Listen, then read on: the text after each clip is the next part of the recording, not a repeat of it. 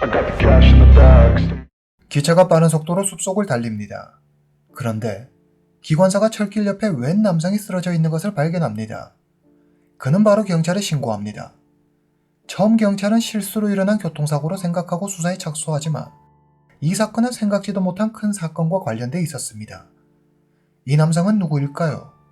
경찰은 제한된 단서만을 가지고 순조롭게 사건을 해결할 수 있을까요? 오늘 사건이 일어난 메리언 카운티. 미국 플로리다주 중앙에 위치한 메리언 카운티에는 인구 약 30만 명이 살고 있습니다. 농업과 휴양산업, 관광업이 발달한 이곳에 오늘 사건이 일어납니다. 1997년 3월 23일 일요일 미국 플로리다주 메리언 카운티. 오렌지를 가득 실은 기차가 무성한 숲속을 지나가고 있습니다. 오후 5시 기관사는 몰려오는 졸음에 눈이 감깁니다. 잠을 쫓으려 볼도 꼬집어보고 냉수도 한 잔 들이킵니다. 가까스로 잠을 깨가며 기차를 운행하던 그의 눈에 뭔가가 들어옵니다. 기관사는 기차를 멈추고 철길 가까이 다가가 살펴봅니다. 사람이 쓰러져 있었습니다. 놀란 그는 바로 경찰에 신고합니다. 신고를 접수한 메리언 카운티 경찰은 기관사가 많은 장소로 출동합니다. 그곳에는 20살쯤 돼 보이는 남성이 엎드린 채로 쓰러져 있었습니다. 이미 그는 숨을 거둔 뒤였습니다. 남성은 청바지에 빨간색 셔츠를 입고 있었으며 머리에는 피가 묻어 있었습니다. 처음에는 경찰은 남성이 달리는 기차에서 떨어졌거나 달리는 기차에 치여 목숨을 잃은 것이라고 생각했습니다. 왜냐하면 이곳은 이전에도 이와 비슷한 사고가 여러 번 일어났었기 때문입니다. 하지만 현장 조사를 하던 경찰은 자신들 생각이 틀렸다는 것을 알게 됩니다. 피해자의 머리에서 둔기에 의한 상처가, 몸 여기저기에서 땅에 끌린 듯한 상처가 발견됩니다. 경찰은 범인이 둔기로 피해자의 목숨을 빼앗은 후 숲속으로 끌고 가다 어떤 이유로 철길 옆에 유기한 것으로 추정합니다. 경찰은 철길 옆에서 흰색 야구 모자를 발견합니다. 그 옆에는 금속으로 된 안경테가 놓여 있었는데 안경다리 하나가 부러져 있었습니다. 주변 땅바닥에는 피해자를 끌고 간 듯한 흔적이 선명히 남아 있었습니다. 또 경찰은 기차칸을 서로 연결하는 데 쓰이는 것으로 보이는 도구를 발견합니다. 조사 결과 범인은 이 도구로 피해자를 살해한 것으로 밝혀집니다. 피해자 남성의 바지 주머니에는 $200를 받은 현금 수령 영수증과 시계, 목걸이, 그리고 소액의 현금이 들어 있었습니다. 피해자의 셔츠 소매에서 핏방울이 검출되지만 그 외 피해자의 몸에서 지문이나 다른 DNA 흔적은 발견되지 않았습니다. 피해자 남성의 바지 주머니에 있던 현금 수령 영수증에는 웬디 휴벤이라는 여성의 이름이 적혀 있었습니다. 해당 영수증을 조사해 보니 일리노이주 우드스톡에서 웬디라는 여성에게 $200를 송금한 영수증이었습니다. 돈을 보낸 사람은 웬디의 아버지였습니다. 오늘 사건의 주인공 웬디 휴벤, 1981년 2월생, 일리노이주에서 태어났습니다. 1995년 14살이 된 그녀는 부모님을 따라 우드스톡으로 이사합니다. 웬디는 유독 반항기 가득한 사춘기 시절을 보냅니다. 그녀는 자주 학교 수업에 빠졌고 또래 친구들 대신 자기보다 나이가 많은 오빠들과 주로 어울렸습니다. 1996년 12월 15살이 된 웬디는 자기보다 4살이 많은 제시를 알게 됩니다. 제시 호웰. 제시 역시 반항기 충만한 소년입니다. 그는 자유라는 이름으로 매일 방탕한 생활을 합니다. 제시는 부모 도움 없이 혼자서도 잘 살 수 있다고 생각해 가출을 감행하죠. 하지만 현실은 그렇게 녹록지 않았습니다. 돈이 떨어진 제시는 도둑질하기 시작하는데 곧 경찰에 잡혀 집으로 돌아가게 됩니다. 제시는 부모님에게 크게 혼나지만 전혀 개의치 않습니다. 자신이 최고라고 여기며 매일 밤 친구들과 거리를 할보했습니다. 제시와 웬디는 같은 동네에 살았습니다. 웬디는 늘 제시를 따라다녔고 두 사람은 곧 연인이 됩니다. 얼마 지나지 않아 제시가 웬디에게 청혼을 합니다. 웬디는 그의 청혼을 받아들이죠. 제시와 웬디는 고향을 떠나 다른 도시에서 새로운 생활을 시작하고 싶었습니다. 그래서 두 사람은 플로리다로 넘어가 함께 살기로 합니다. 제시는 바짝 아르바이트해서 모은 몇백 달러를 주고 중고차를 한 대 구입합니다. 드디어 꿈에 그리던 플로리다주로 갈 수 있게 되었습니다. 그렇지만 제시와 웬디 두 사람은 운전면허증이 없었습니다. 제시는 운전면허증이 있는 친구에게 운전을 부탁합니다. 제시, 웬디, 제시의 친구, 그리고 그의 여자친구까지 이렇게 네 사람은 함께 여행을 떠나기로 합니다. 1997년 2월 23일 일요일 웬디의 아버지는 전화를 받습니다. 웬디에게서 온 전화였습니다. 오늘 저녁 친구 집에서 생일 파티를 할 거야. 내일 아침 일찍 집에 갈게. 무슨 일 있으면 친구네 집으로 전화해. 다음날 아침 웬디는 아직 집에 돌아오지 않았습니다. 걱정이 된 웬디의 부모는 웬디가 알려준 번호로 전화합니다.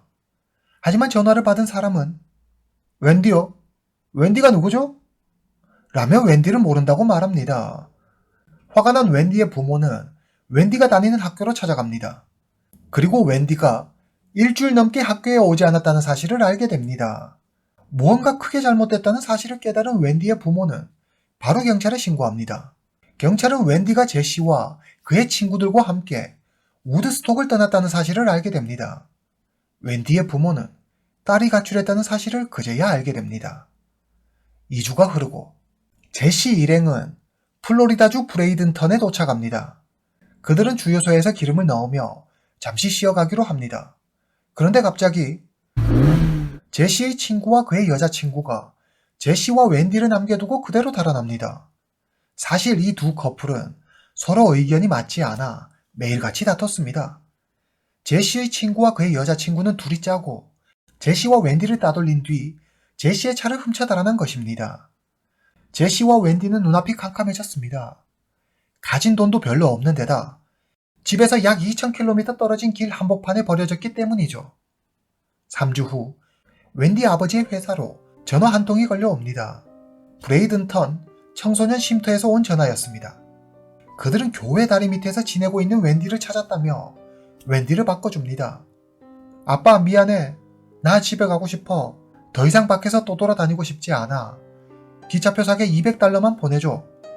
딸의 울먹거리는 목소리에 웬디의 아버지는 마음이 약해지고 딸의 부탁대로 바로 $200를 보내줍니다.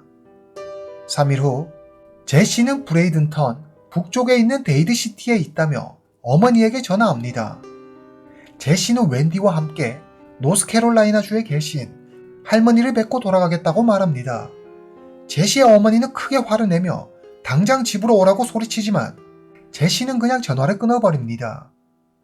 2일 후 기차를 운행하던 기관사가 철길 옆에 쓰러진 남성을 발견합니다. DNA 검사 결과 그는 바로 제시였습니다.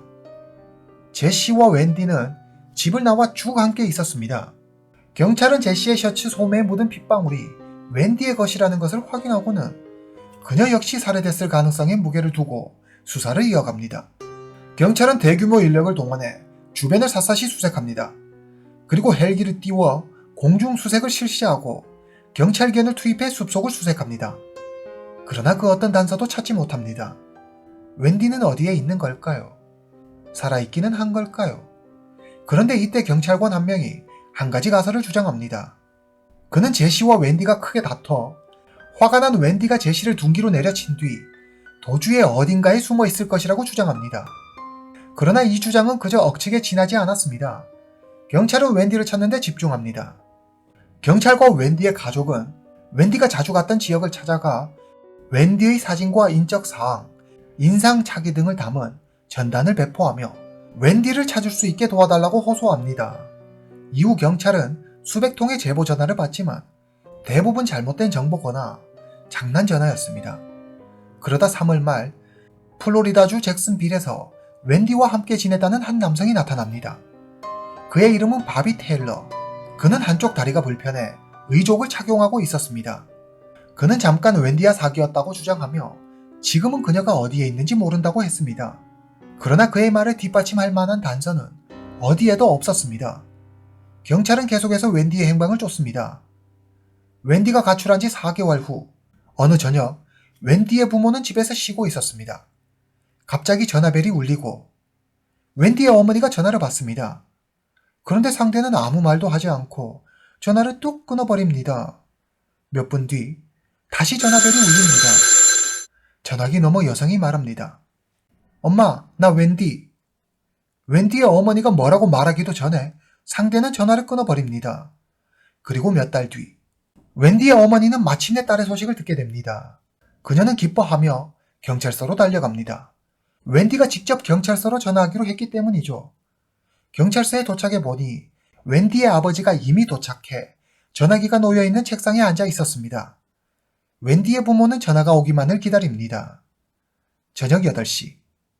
전화벨이 울리고 웬디의 아버지가 급히 수화기를 씹습니다. Hi Dad. 나 지금 칸카키에 있어. 칸카키는 웬디 가족이 예전에 살았던 곳입니다. 웬디의 아버지가 지금 정확히 어디에 있냐고 묻자 그녀는 지금 어디에 있는지 정확한 위치는 모른다며 기차역 옆에 있는 공중전화 부스라고 했습니다. 웬디 아버지는 그녀에게 많은 것을 물었지만 그녀는 단지 네, 아니요 짧게 단답형으로 답했습니다. 잠시 후 그녀는 지금 끊지 않으면 자기가 위험해질 수도 있다며 전화를 끊습니다. 웬디의 아버지는 그녀와 몇 마디 나누지 못한 데다 그녀가 네, 아니요라고만 대답해 그녀가 웬디인지 아닌지 확신할 수 없었습니다. 경찰은 칸카키로 수사관 한 명을 파견합니다. 그는 기차역 주변의 공중전화 부스를 모두 수색합니다. 그중 주유소 옆에 있는 공중전화 부스가 웬디의 아버지와 전화한 여성이 설명한 것과 비슷해 보였습니다. 그는 주유소로 들어가 당시 CCTV 영상을 확보합니다. 그리고 그날 저녁 소녀 한 명이 가게 안으로 들어오는 모습을 발견합니다. 그녀는 회색 상의를 입고 있었는데 웬디 같아 보였습니다. 경찰은 CCTV 영상을 웬디의 부모에게 보여줍니다. 웬디의 어머니는 영상 속 소녀가 웬디라고 했습니다. 예전보다 살이 찐 것 같아요. 근데 걸음걸이나 특히 바지에 손을 넣고 있는 모습이 분명 우리 딸이 맞아요.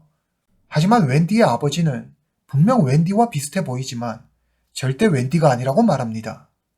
5일 후 경찰은 위치 추적을 통해 웬디의 아버지와 통화한 여성이 있었던 공중전화 부스를 찾아냅니다. 주유소 옆 공중전화 부스가 아니라 주유소에서 약 4km 떨어진 곳에 있는 다른 공중전화 부스였습니다. 확인 결과 그 전화는 장난전화였습니다. 공중전화 부스에 붙은 웬디의 전단을 보고 지나가던 여성이 장난전화를 했던 것입니다. 주유소 CCTV에 찍힌 여성도 웬디가 아니었습니다. 이후 경찰은 더 이상 유용한 단서를 찾지 못하고 그렇게 사건은 미궁 속으로 빠져들었습니다. 안타깝게도 해당 사건은 결국 해결하지 못한 채 장기 미제 사건으로 남게 됩니다. 2년이 흐르고 1999년 웬디 사건 담당 경찰이 텍사스에 나타난 한 흉악범에 대한 이야기를 듣게 됩니다. 그는 주로 돌이나 곡괭이 같은 도구를 이용해 범행을 저지른 뒤 철길 근처에 피해자를 유기했습니다. 제시 역시 비슷한 방법으로 당한 뒤 철길 부근에 유기됐죠. 담당 경찰은 이 사건이 그 흉악범과 관련이 있을 수도 있다고 생각합니다. 1999년 7월 13일 텍사스 경찰이 마침내 그 흉악범을 체포합니다. 그의 이름은 엔젤, 당시 나이 38세, 멕시코인입니다. 그는 어머니와 함께 살았는데 어릴 적 호수에서 혼자 수영하다 한 무리의 불량 학생들에게 몹쓸 짓을 당합니다. 그 뒤로 엔젤은 심각한 정신질환을 앓습니다. 10대 때부터 엔젤은 수시로 불법으로 미국 국경을 넘나들었습니다. 1979년 그는 플로리다주 마이애미에서 88세 노인을 때린 혐의로 체포돼 20년형을 선고받습니다. 엔젤은 수감 기간 동안 수영 점수를 착실히 채워 모범수로 선정돼 1985년 가석방되어 국외로 추방됩니다. 1986년 26살이 된 엔젤은 다시 미국으로 몰래 넘어가 2건의 범행을 저지릅니다. 같은 해 그는 경찰에게 체포돼 18개월형을 선고받죠. 10개월 뒤 석방된 엔젤은 몇 년 동안 미국과 멕시코 국경을 넘나들며 여러 건의 크고 작은 범행을 저지릅니다. 그래서 그는 매번 몇 개월 혹은 몇 년의 징역을 살게 되죠. 1998년 10월 조지아주 북동부에서 휴스턴까지 연결된 철도 노선에서 2달 동안 3건의 사건이 발생합니다. 경찰은 현장에서 찾아낸 용의자의 DNA와 지문을 비교 분석해 3건의 사건 모두 동일인의 소행임을 알게 됩니다. 범인은 둔기를 사용해 피해자를 공격했습니다. 첫 번째 피해자는 남녀 커플로 여자는 그 자리에서 즉사합니다. 남자는 응급조치 후 가까스로 목숨을 건집니다. 피해 남성의 진술에 따르면 용의자의 키는 170cm, 체중 약 65kg, 검은색 머리카락과 갈색 눈을 가졌으며 여러 군데 흉터가 있었습니다. 3건의 사건 모두 엔젤이 범인이었습니다. 그는 범행을 저지른 후 멕시코로 도망쳤습니다. 이듬해 5월, 엔젤은 텍사스로 넘어와 철길 부근에서 범행을 저지르고 도망치다 그곳을 순찰하던 국경수비대에 붙잡힙니다. 그러나 국경수비대는 그를 평범한 미립국자로 생각하고 멕시코로 추방합니다. 이틀 뒤 다시 미국으로 돌아온 엔젤은 또다시 2건의 범행을 저지릅니다. 엔젤은 이미 10건이 넘는 범죄를 일으킨 흉악범으로 FBI에서도 그의 동향을 주시하고 있었습니다. 엔젤의 범행은 대부분 철길 부근에서 이루어졌으며 돌이나 곡괭이 같은 둔기로 피해자를 공격했습니다. 1999년 6월 FBI는 엔젤을 10대 지명수배자 명단에 올리고 6만 달러, 우리 돈 약 8,600만원 상당의 현상금을 내겁니다. 언론의 현상금이 공개된 후 엔젤은 다시 2건의 범행을 일으키죠. 그래서 FBI는 12만 5천 달러, 우리 돈 약 1억 8천만 원으로 현상금을 올립니다. 엔젤은 다시 멕시코로 도망칩니다. 엔젤의 여동생이 집에서 TV를 보고 있습니다. TV에 오빠 엔젤이 10대 지명 수배자 명단에 올랐다는 뉴스가 나옵니다. 그녀는 오빠가 계속해서 사람을 해칠까봐 두려워 FBI에 연락합니다. FBI는 드디어 엔젤의 행방을 알게 되지만 멕시코에 있는 엔젤을 잡기란 쉬운 일이 아니었습니다. FBI는 엔젤의 가족에게 연락해 어느 정도의 대가를 약속하며 엔젤을 설득해 자수시키기로 합니다. 1997년 7월, 엔젤의 가족은 엔젤을 설득하는 데 성공합니다. 엔젤은 스스로 FBI를 찾아가 자수합니다. 엔젤의 여동생은 8만 6천 달러, 우리 돈 약 1억 2천만 원을 받습니다. 엔젤이 이제껏 저지른 범행은 총 23건이었는데 그중 미국에서 저지른 범행만 16건이었습니다. 엔젤에 대한 첫 번째 심리가 열렸습니다. 엔젤은 멕시코 사람입니다. 멕시코 정부는 엔젤을 보호하기 위해 변호사를 한 명 미국으로 파견합니다. 그는 엔젤의 심각한 정신질환을 앓고 있는 점을 강조하며 제정신이 아닐 때 이뤄진 우발적 범행으로 감형을 요청합니다. 하지만 검찰은 사형을 주장하죠. 법정에선 엔젤은 FBI 요원을 향해 화를 내며 소리칩니다. 약속했잖아! 사형은 면하게 해준다며! 2005년 5월, 12명의 배심 원단은 만장일치로 유죄를 판결합니다. 엔젤에게 사형이 선고됩니다. 엔젤은 1심의 판결에 불복해 항소하지만 미국 고등법원은 이를 기각합니다. 2000년 초, 제시 사건을 조사했던 경찰이 엔젤을 찾아갑니다. 당시 그는 자기 잘못을 뉘우치고 과거를 후회하고 있었습니다. 엔젤은 제시 사건 역시 자신의 소행임을 인정합니다. 그러면 엔젤의 진술에 따라 그날의 일을 재구성해 보겠습니다. 1997년 3월 23일, 엔젤은 기차에 탑니다. 기차에 실린 오렌지를 훔치기 위해서였죠. 기차 안에서 엔젤은 제시와 웬디를 만납니다. 세 사람은 같은 객실에 앉아 이런저런 이야기를 나눕니다. 엔젤은 제시의 불량한 태도에 슬슬 화가 납니다. 잠시 후 기차가 정차하고 웬디는 잠을 자고 제시는 밖으로 나가 담배를 피웁니다. 엔젤은 제시 뒤를 몰래 따라가죠. 주위에 아무도 없는 것을 확인한 엔젤은 둔기로 제시의 머리를 내리칩니다. 엔젤이 쓰러진 제시를 숲으로 끌고 가려는데 곧 기차가 출발한다는 안내방송이 나옵니다. 깜짝 놀란 엔젤은 제시를 철길 옆에 버리고 재빨리 기차에 올라탑니다. 잠에서 깬 웬디는 제시의 모습이 보이지 않자 엔젤에게 묻습니다. 제시는 어디 갔어요? 이때 다음 기차역에 기차가 정차합니다. 엔젤은 웬디에게 자기를 따라오라며 기차에서 내립니다. 웬디는 아무 의심 없이 그를 따라갑니다. 엔젤은 숲속으로 웬디를 유인해 그녀의 목숨을 빼앗습니다. 진술을 다 끝낸 엔젤은 지도에 웬디가 있는 대략적인 위치를 표시해 줍니다. 경찰은 본부에 지원을 요청하고 당장 그곳으로 달려갑니다. 2000년 7월 15일, 숲속에서 담요에 쌓인 채 숨진 여성을 발견합니다. 주변에는 여성의 옷가지가 널려 있었습니다. DNA 분석 결과 웬디가 맞았습니다. 2006년 6월 27일 저녁 8시, 45세가 된 엔젤은 결국 형장의 이슬로 사라집니다. 피해자의 가족은 현장에서 그의 마지막을 지켜보며 눈물을 흘립니다. 오늘 이야기는 여기까지입니다. 다음 시간에 뵙겠습니다.